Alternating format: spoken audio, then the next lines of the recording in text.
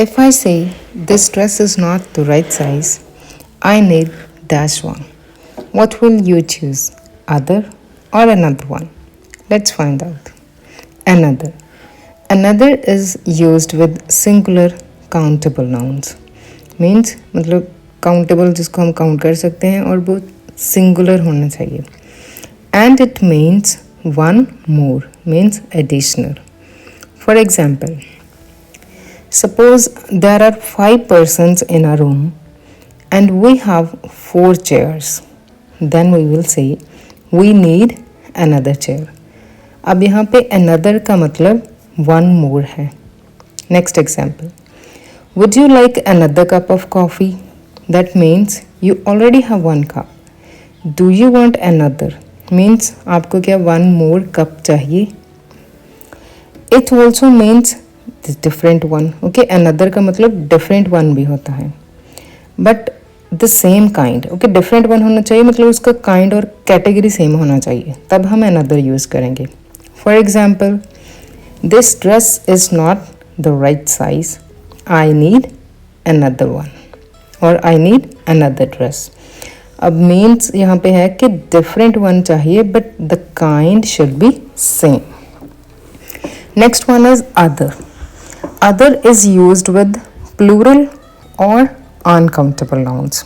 Okay, plural होना चाहिए noun और या फिर अनकाउंटेबल मतलब जिसको हम काउंट नहीं कर सकते. Like if I say I need other pens, that means some more pens. We can say I need other pen. Okay, other के साथ pen यूज़ नहीं होगा. other के साथ हम singular यूज़ करते हैं बट उसका जो मीनिंग होगा वो डिफरेंट होगा और उस केस में हम the other यूज़ करते हैं. I will tell you later. Otherwise मतलब other के साथ plural noun ही यूज़ होगा. So the thing should always be plural. It is also used with uncountable nouns. अब uncountable nouns like information, homework, luggage. For example, if we want to say more information can be found here.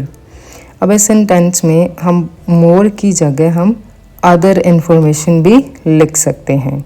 अब उसका मतलब क्या होगा कि कुछ information already हमारे पास है.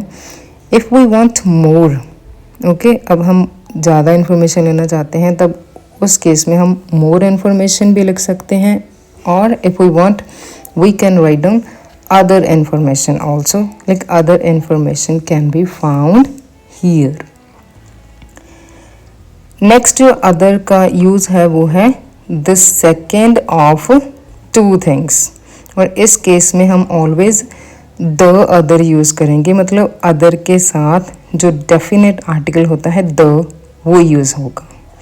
For example, I have 2 pens. One is blue, the other is black. Next example, I have 1 shoe. मतलब शूज़ का पेयर होता है, ओके, 2 होते हैं. I have 1 shoe. Where is the other one? Okay, मतलब इसका मतलब है the second of 2 थिंग्स और इस केस में अदर के साथ ऑलवेज द यूज़ होगा.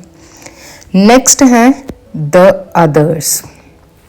अब अदर्स को हम यूज़ करते हैं किसी भी रिमेनिंग चीज़ के लिए मतलब द रेस्ट ऑफ समथिंग और द रिमेनिंग पीपल और रिमेनिंग थिंग्स मतलब टोटल पोर्शन में से कुछ भी कोई भी चीज़ हटा के जो बाकी बचता है उसके लिए हम द अदर्स यूज़ करेंगे.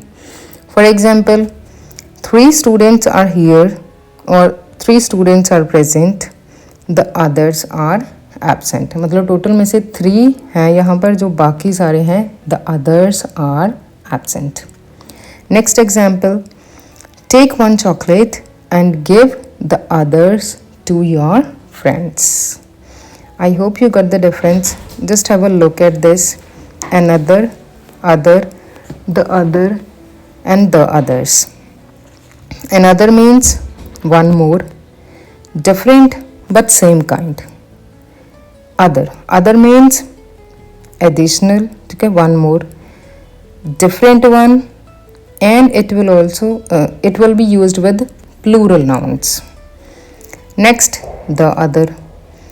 The other use होगा the second of two things or two persons. Next and the last one is the others. It means the rest or remaining. I hope you got it. Please like, share and subscribe.